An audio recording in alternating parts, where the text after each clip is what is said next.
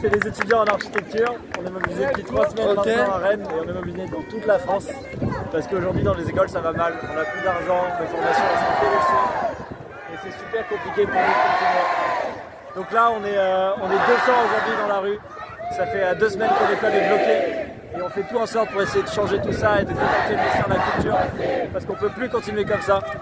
Et on veut vraiment être considéré dans les études. Parce que... Là c'est... Aujourd'hui, les architectes sont censés être acteurs de la transition écologique. Et en fait, quand on voit qu'on ne nous donne pas les moyens de nous former, on se demande comment c'est possible et comment on va pouvoir vraiment prendre une place qu'on nous donne.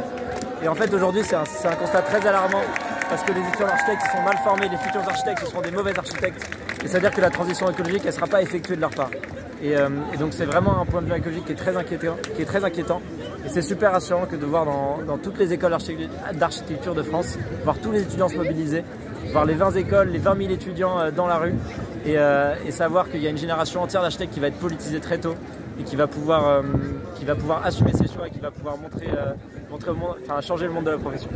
Okay. Voilà. Et ça coûte cher à peu près les études, tout ça, et que vous n'avez pas d'aide? Donc les études d'architecture, elles sont publiques, donc elles coûtent 300 € comme la fac, sauf qu'en termes de matériel, c'est un coût faramineux de carton, de colle, d'ordinateur qui doit coûter super cher, comme c'est des logiciels très compliqués. Okay.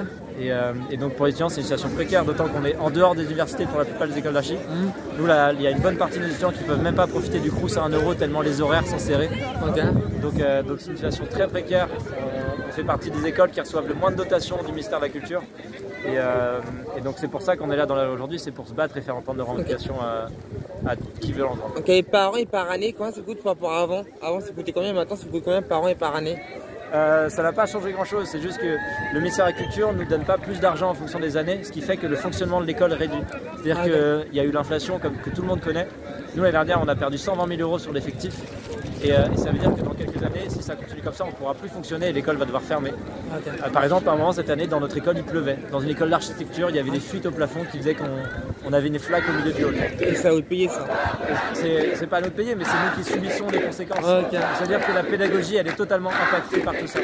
Et c'est vraiment une situation qui n'est pas facile à vivre. Ok, merci. Merci beaucoup. Merci, au revoir.